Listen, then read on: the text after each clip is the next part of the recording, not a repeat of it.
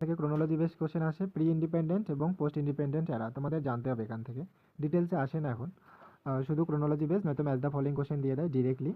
তো ফার্স্টে দেখো চার্টার অ্যাক্ট 1813, তারপর কি এলফিস্টোন রিপোর্ট 1823, তারপর জেনারেল কমিটি 1823, তারপর তোমরা ম্যাকলে মিনিট দেখতে পারো 1835, ভেরি ভেরি ইম্পর্টেন্ট।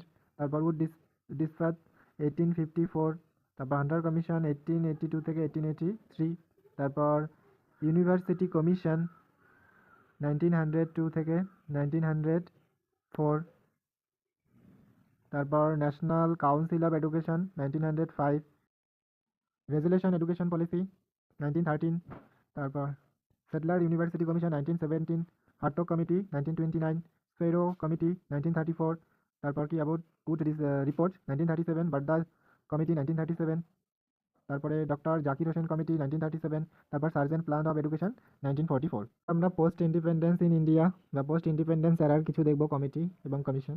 তো প্রথমেই হচ্ছে কি রাধাকৃষ্ণন কমিশন, যার আর একটা নাম রয়েছে ইউনিভার্সিটি এডুকেশন কমিশন। এটা এসেছে কত সালে 1948 থেকে 1949। তারপরে মুদালিয়ার কমিশন, মুদালিয়ার কমিশনের আর একটা নাম হচ্ছে কি সেকেন্ডারি এডুকেশন কমিশন। এটা এসেছে 1952 থেকে 1953। তারপর দেখো তোমরা কমিটি অফ ইমোশনাল ইন্টেলিজেন্স 1961, তারপর কুঠারি কমিশন 1964 থেকে 1966।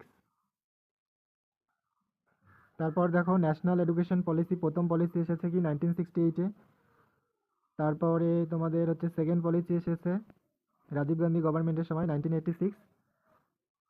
তারপর প্ল্যান অফ অ্যাকশন 1992। তারপর এখানে দেখো ইয়েশফেল কমিটি 2009, খুবই ইম্পর্টেন্ট। লাস্টে হচ্ছে বর্তমান রিসেন্ট যে এনইপি 2020। তো ধন্যবাদ। ভিডিওটি যদি তোমাদের একটুও ভালো লেগে থাকে বা একটুও তোমাদের সাহায্য হয়ে থাকে, হেল্প হয়ে থাকে, তাহলে লাইক কমেন্ট শেয়ার করতে ভুলবে না। ভালো করে পড়ো, আশা করি তোমরাও একদিন সাকসেস পাবে, সাফল্য পাবে, কিন্তু পড়ো, কন্টিনিউ পড়ো।